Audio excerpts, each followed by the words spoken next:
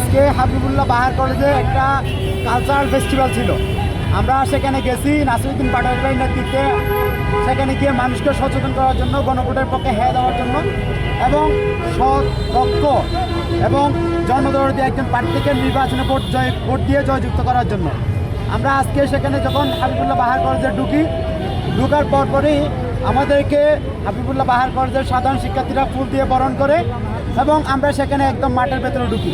মাঠের ভেতর থাকাকালীন অবস্থায় সেখানে কিছু ছাত্রদলের নামদারি কিছু ব্যক্তি এসে আমাদেরকে বাধার সম্মুখীন করে। আমরা তাদেরকে জিজ্ঞাসা করি যে আপনারা কারা। তখন তারা ছাত্রদলের পরিচয় দেয়। তারা তখন বলে যে এখানে স্কুলের কলেজের পারমিশন ছাড়া আপনারা এখানে ঢুকছেন কেন। তো তখন নাসিরউদ্দিন পাটোয়ারি ভাই বলতেছিল যে আমরা তো প্রত্যেক জায়গায় যাচ্ছি, তারই ধারাবাহিকতায় আজকে এখানে আমরা কালচারাল ফেস্টিভ্যালে আসছি মানুষকে সচেতন করার জন্য, গণভোটে হ্যাঁ দেওয়ার জন্য, যোগ্য প্রার্থীকে নির্বাচিত করার জন্য। আমরা এখানে এসে সৌজন্য সাক্ষাৎ করে কলেজের শিক্ষক এবং শিক্ষিকা ছাত্রদের সাথে সাক্ষাৎ করে আমরা চলে যাব। এই কথা বলার সাথে সাথে আমাদের উপর হামলা করা শুরু করে। এক পর্যায়ে গিয়ে আমরা বারবার তাদেরকে বোঝানোর চেষ্টা করি এবং পুলিশ প্রশাসন ছিল। এই পুলিশ প্রশাসনের সামনে আমাদেরকে অতর্কিতভাবে তারা ডিম নিক্ষেপ করা শুরু করে, পানি নিক্ষেপ করা শুরু করে। আমরা তারপরেও তাদের প্রতি সহনশীল আচরণ করে আমরা সামনে যাই। সেখানে গিয়ে কলেজের বারান্দায় আমরা দাঁড়ানোর সাথে সাথে তারা আমাদেরকে পাথর নিক্ষেপ করা শুরু করে, অপোজিট থেকে এবং উপর থেকে পাথর নিক্ষেপ করে, ডিম নিক্ষেপ করে, পানি নিক্ষেপ করে। এক পর্যায়ে গিয়ে তারা আমাদের এসে ঘুষাঘুষি শুরু করে। তারপরে আমরা যারা ছিলাম, আমরা আজকে নাসিরউদ্দিন পাটোয়ারি ভাইকে আমরা সর্বোচ্চ চেষ্টা করছি রক্ষা করার জন্য। আমি তাদেরকে একটা স্পষ্ট কথা বলতে চাই, আমরা গণঅভ্যুত্থান থেকে জন্ম নিয়েছি।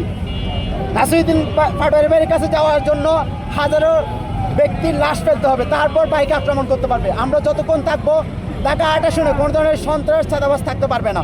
হয় আমরা থাকবো, না হয় চাঁদাবাজরা থাকবে। আজকে যে আমাদের উপর হামলা করছে, আমার উপর হঠাৎ করে নাসিরউদ্দিন পাটোয়ারি ভাইয়ের গায়ে পড়তেছে। আমি সামনে থাকাকালীন হাত দেওয়ার চেষ্টা করছি, পাথরটা আমার হাতে এসে পড়ে। মাথায় তো তারা অনেকগুলো ঘুষি মারছে, ধাক্কা মারছে। এমনকি পাশে যারা পেছন থেকে আমাদেরকে ধাক্কাইতেছিল তাদের হাতে সুইচ গেট ছিল। আপনারা জানেন একটা সুইচ গেট দিয়ে তারা যদি আক্রমণ করতো, ইনস্ট্যান্ট ব্যক্তিটা মারা যাইতো। এই ধরনের একটা ন্যাক্কারজনক হামলার বিচার আমি দেশবাসীর কাছে, ঢাকা ৮ প্রার্থীদের মানুষের কাছে, সাধারণ মানুষের কাছে, সচেতন ব্যক্তিদের কাছে আমি বিচার চাই। আমাদের অপরাধটা কী ছিল?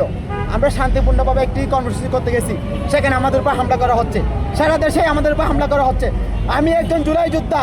এই ২৪ গণঅভ্যুত্থানের সময় কুমিল্লাতে সম্মুখ সারিতে থেকে আমি নেতৃত্ব দিয়ে আন্দোলন পরিচালনা করছি, সেটা সবাই জানে।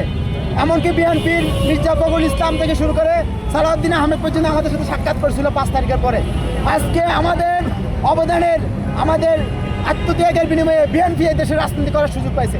আজকে তারা যদি আমাদের উপর হামলা করে, আমরা ধরে নিব তারা আওয়ামী স্টাইলে রাজনীতি করতেছে, আওয়ামী লীগের সাথে আঘাত করে। আওয়ামী লীগ যে দেশের সন্ত্রাসী কায়েম করতে চায়, ২৪ গণঅভ্যুত্থানে তারা পালিয়ে গেছে, কিন্তু তারা এই দেশকে ধ্বংস করে দিতে চায়। আজকে আওয়ামী লীগের ফাঁদে পা দিছে বিএনপি। আমি এটা স্পষ্ট করে বলতে চাই। আমি বিএনপিকে হুঁশিয়ারি দিয়ে বলতে চাই, আপনারা সাবধান হয়ে যান। আপনারা যদি জনগণের বিরুদ্ধে গিয়ে, এই ২৪ গণঅভ্যুত্থানের তরুণদের বিরুদ্ধে গিয়ে যদি আপনারা অবস্থান নেন, তাহলে আগামী ১২ তারিখ আপনাদেরকে সাধারণ মানুষ বয়কট করবে এবং আপনাদেরকে বিতাড়িত করবে এই বাংলা থেকে।